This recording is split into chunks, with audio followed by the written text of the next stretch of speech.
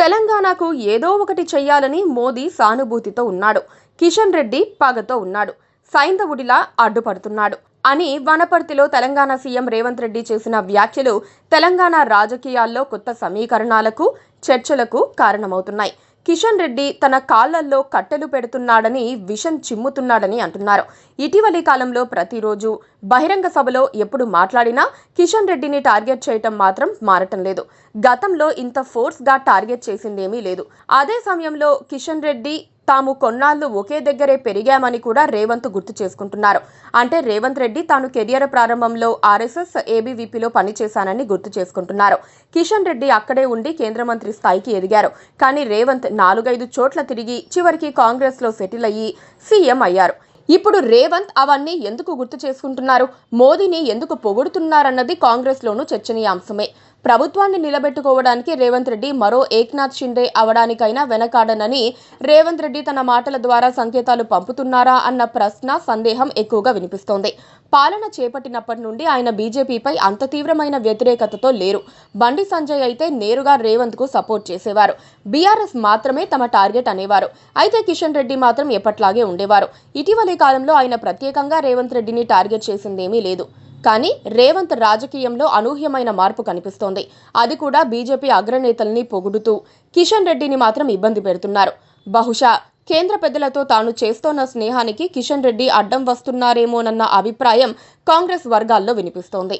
ఇటీవల రేవంత్ రెడ్డి కాంగ్రెస్ పార్టీ అగ్రనేత రాహుల్ గాంధీతో సమావేశమయ్యారు. కానీ ఒక్క ఫోటో కూడా బయటకు రాలేదు. రాహుల్ గాంధీకి ఇష్టం లేకపోవడం వల్లనే ఫోటోలు రిలీజ్ చేయలేదని ఏఐసీసీ వర్గాలు చెబుతున్నాయి. చాలా కాలం ప్రయత్నాల తర్వాత రాహుల్ కలిసి మాట్లాడారని అంటున్నారు. ఓవైపు పార్టీ హైకమాండ్తో రేవంత్ కు దూరం పెరిగిందని ప్రచారం జరుగుతోన్న సమయంలో రాహుల్తో భేటీ ఫోటోను రిలీజ్ చేస్తే అంతా కటాపంచలయ్యేవి. కానీ రాహుల్ ఆ పని కూడా చేయలేదు. అంటే హైకమాండ్ ఆయన పట్ల అంత సానుకూలంగా లేదని అర్థం చేసుకోవచ్చు. కానీ రేవంత్ రెడ్డి లేకపోతే తెలంగాణ కాంగ్రెస్ పరిస్థితి మళ్లీ మొదటికి వస్తుంది. అందుకే ఆయనను ఇప్పటికిప్పుడు దూరం చేసుకునే పరిస్థితి లేదు. రేవంత్ రెడ్డి ఒకవేళ మరో ఏక్నాథ్ షిండే అయితే ఆయనకు బీజేపీ మద్దతివ్వాలంటే కిషన్ రెడ్డి అడ్డం పడే అవకాశం ఉంది. అందుకే రేవంత్ రెడ్డి వ్యూహాత్మకంగా ఇప్పుడే కిషన్ రెడ్డిని టార్గెట్ చేస్తున్నారన్న అంచనాలు లేకపోలేదు. రేవంత్ రెడ్డి కరుడుగట్టిన కాంగ్రెస్ వాది కాదు, అచ్చమైన రాజకీయ నాయకుడు. తన లక్ష్యం సీఎం పదవి. అది అందుకోవటం కోసం ఎన్ని జంపింగ్లైనా చేస్తారు. ఏబీవీపీతో ప్రారంభించి ఇప్పుడు ఆయన కాంగ్రెస్ పార్టీలో సీఎంగా ఉన్నారు. రేపు తన లక్ష్యం కోసం ఆయన మరో జంపింగ్ చేసినా ఆశ్చర్యం లేదు. అలాగని చేస్తారని గ్యారంటీ కూడా లేదు. కానీ రేవంత్ రెడ్డి తనకంటూ మరో ఆప్షన్ ఉందన్న సంకేతాన్ని మాత్రం బలంగా హైకమాండ్కు పంపుతున్నారు.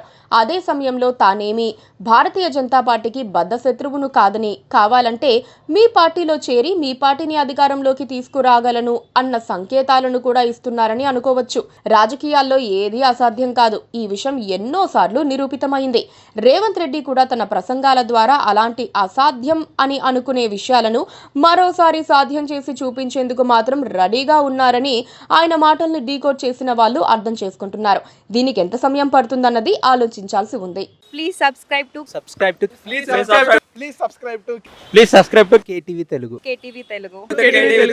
KTV Telugu. KTV Telugu. KTV Telugu channel.